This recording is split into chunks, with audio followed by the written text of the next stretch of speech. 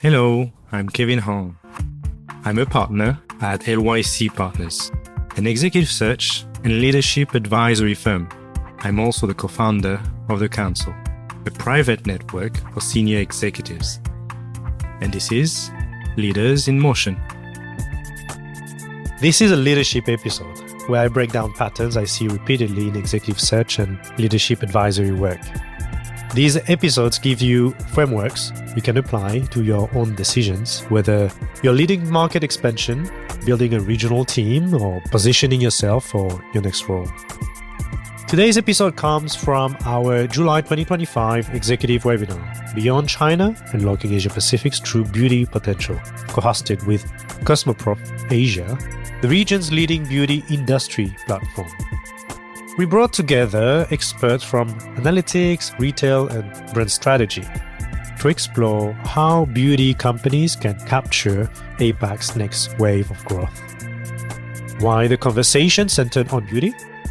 The lessons apply to any consumer-facing industry looking at Asia and to any executive navigating market selection, localization, and investment prioritization. In this episode, I want to do three things. Reframe the China question, not as should we leave China, but as is China the right market for us and on what terms?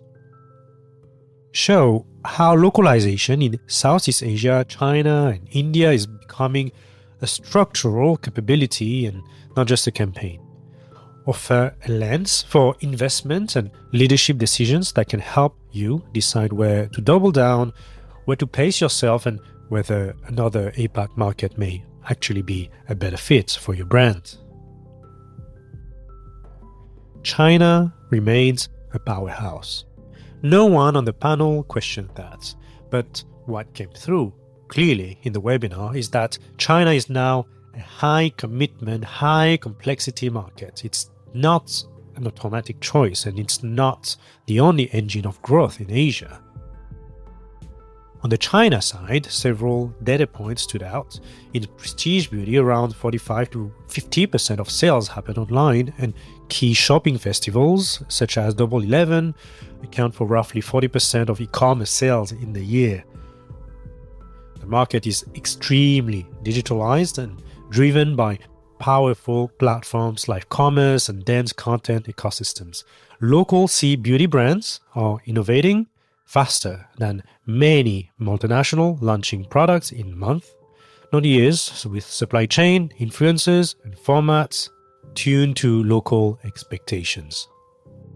At the same time, China is one of the few large beauty markets that has been skincare-led for a long period, with prestige skincare taking the majority share before makeup and fragrance.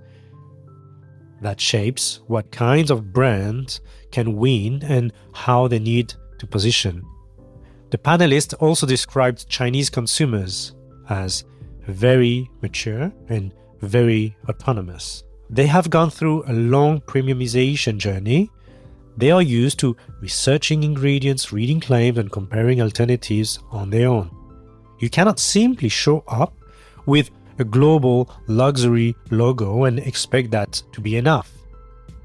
So the core question is not should we exit China, it is more nuanced. Do we understand what China would expect from our brand in terms of hero products, content, and experience? Are we ready to build the digital and organizational muscle that China now requires, including separate teams per major platform and the ability to play big events such as Double 11 in a dynamic way?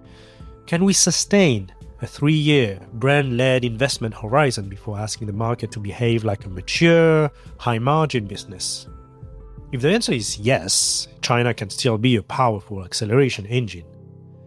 If the answer is not yet, or not with our current economics, well, then it may be wiser to treat China as a medium to long-term option and focus near-term expansion in markets where the structural fit is better and where your required level of commitment is more realistic. From a leadership perspective, this question surfaces a set of capabilities that successful APAC leaders need to master. These leaders must be able to influence headquarters while preserving brand integrity. They need a judgment to give regional teams autonomy while remaining relevant and fast for local execution. They must deeply understand local ecosystems, retail landscapes, digital platforms, regulatory nuances, talent dynamics. But most importantly, they need the soft skills, emotional intelligence and cultural intelligence to be humble, listen, and stay curious, while also being assertive enough to make judgment calls.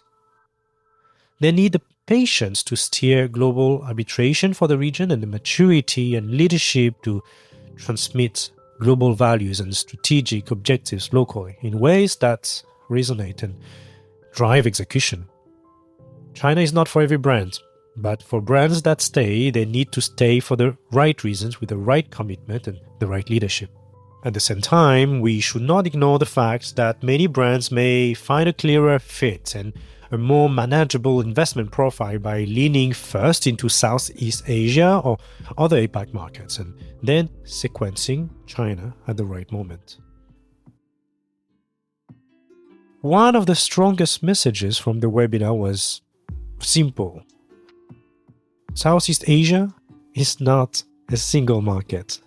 Stéphane Courqueux described it as a mosaic of cultures and roles of beauty with religion, tradition, and income levels shaping what consumers expect from products and from brands. Several examples stayed with me, like in Vietnam, trust and reassurance dominate. Consumers look for brand stature, solid justification for price, and recommendations from people they trust. They can be more loyal once that trust is established. In Thailand, consumers are much more exploratory. They look for innovation, novelty, and solutions that help them get ahead in how they look and present. This supports a constant search for what is new and different. In Indonesia, halal certification will become mandatory for certain categories in the coming years. This is not a cosmetic detail. It affects formula design, supply chain choices, packaging, and even how brands articulate their identity. Beyond Southeast Asia, the panel also touched on India, where the role of beauty can be partially spiritual. Beauty rituals connect to well-being and inner balance, not only external appearance. This changes what kinds of routines and product stories resonate.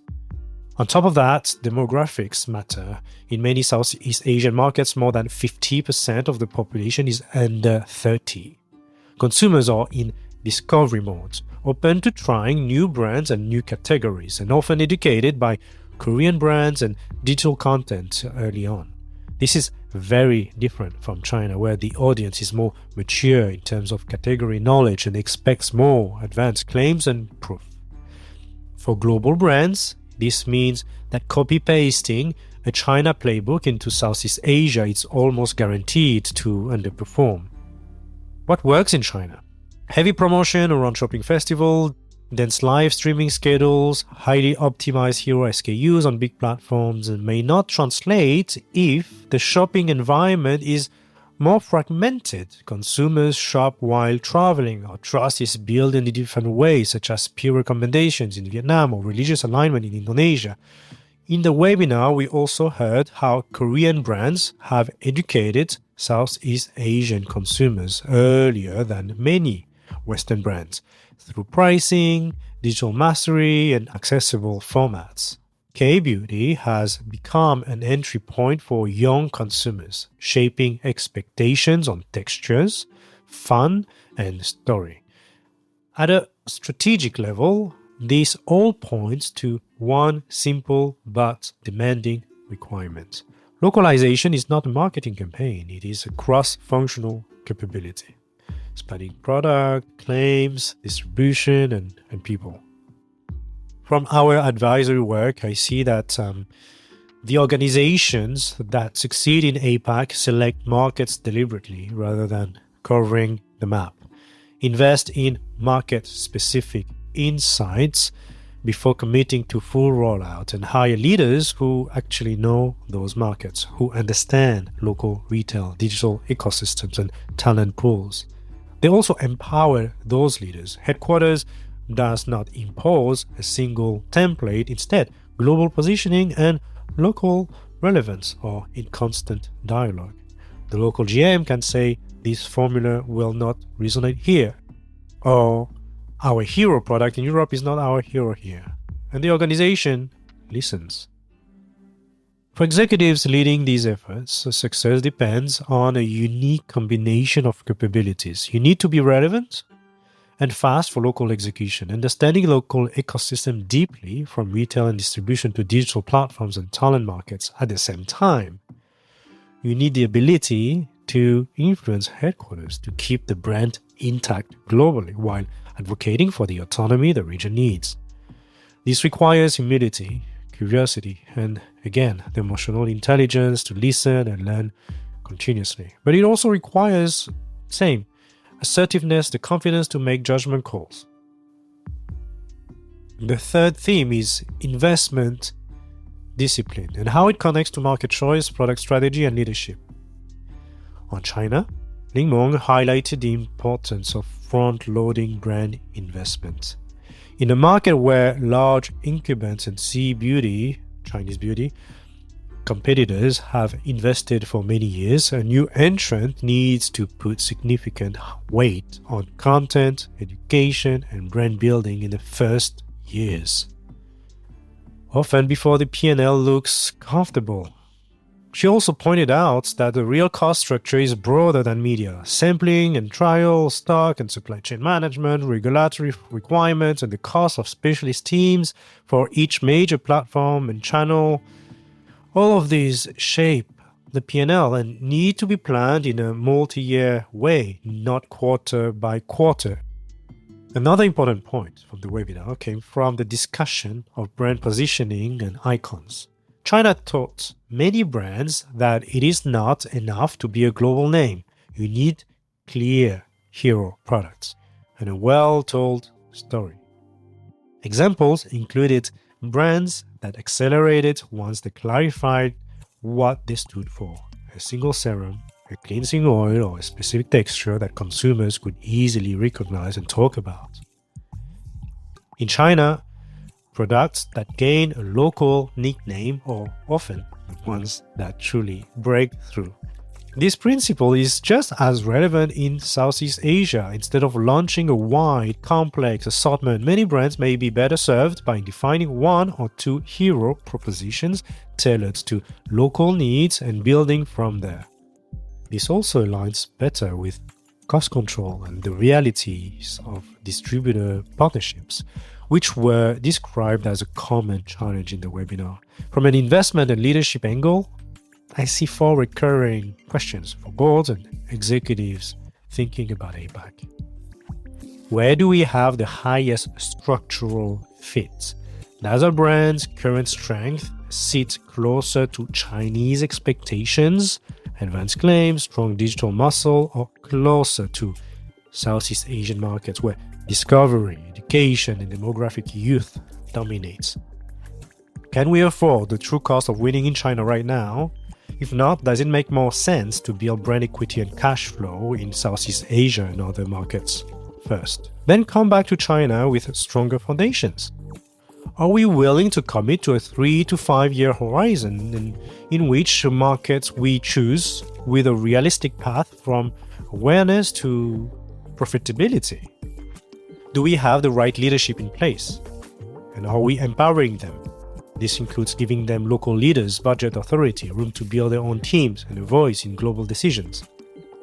In such work, I often observe a pattern where the strategy is sound on paper, but execution breaks down because leadership is rotated too quickly, headquarters retains tight control over pricing and assortment, or success metrics are imported from mature Western markets and applied to APAC markets that are at a different stage of development. When we assess the candidates for APAC roles, we increasingly look for leaders who can Again, influence headquarters effectively while keeping the brand intact, give autonomy to regional leaders, to regional teams while remaining relevant and fast for local execution.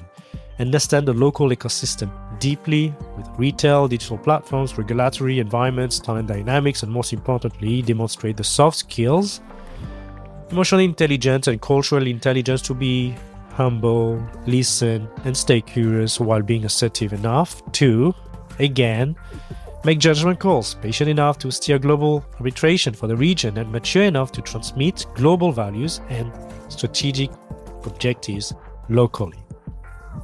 This is our executive search playbook when hiring for these markets. And for the webinar, that is where the China versus Southeast Asia question becomes very practical. It is not about abandoning one in favor of the other. It is about deciding which markets you are truly ready to commit to, understanding what it will cost, and putting the right leaders in place to carry the commitment through. So how can you apply this to your own decisions, whether you're a brand leader or an executive managing a career in APAC? 3 reflections. Treat China as a deliberate choice, not an assumption. Ask whether your brand, your organization, your investment horizon are truly aligned with what China requires today. If you stay for the right reasons and with the right level of commitment. If you decide to prioritize other markets first, make that a strategic decision, not a retreat. Invest in localization as a cross-functional capability. This means market-specific insights, empowered local teams, and the humility to listen before imposing global templates. Southeast Asia, India, and other APAC markets each require different approaches. Understanding these differences is what separates successful expansion from expensive experiments. Build investment strategies with realistic timelines and the right leadership. Front-load brand investment where necessary, commit to 3 to 5 year horizon, and empower local leaders with the authority and resources they need to succeed. Then measure success on terms that reflect the market stage of development, not imported benchmarks. Brands that master these 3 principles will not only capture APAC's growth, they will build organizations that can adapt, scale, and sustain advantage across the world's second biggest beauty region. Leaders who master these capabilities will build careers that are resilient, regionally grounded, and globally relevant. If you would like to explore these ideas further, connect with our webinar panelists and follow Cosmoprof Asia for more industry insights. And if your organization is looking to accelerate its APAC growth, or if you are navigating your own leadership transition, consider partnering with LYC Partners. We work with boards and leadership teams on questions like these, assessing international leaders, aligning global and local teams, building capabilities across regions. You can reach us on LinkedIn or on our website to set up a consultation. This podcast is produced by Melanie Hong, who helps leaders and organizations create strategic podcasts. I'm Kevin Hong, and see you next time.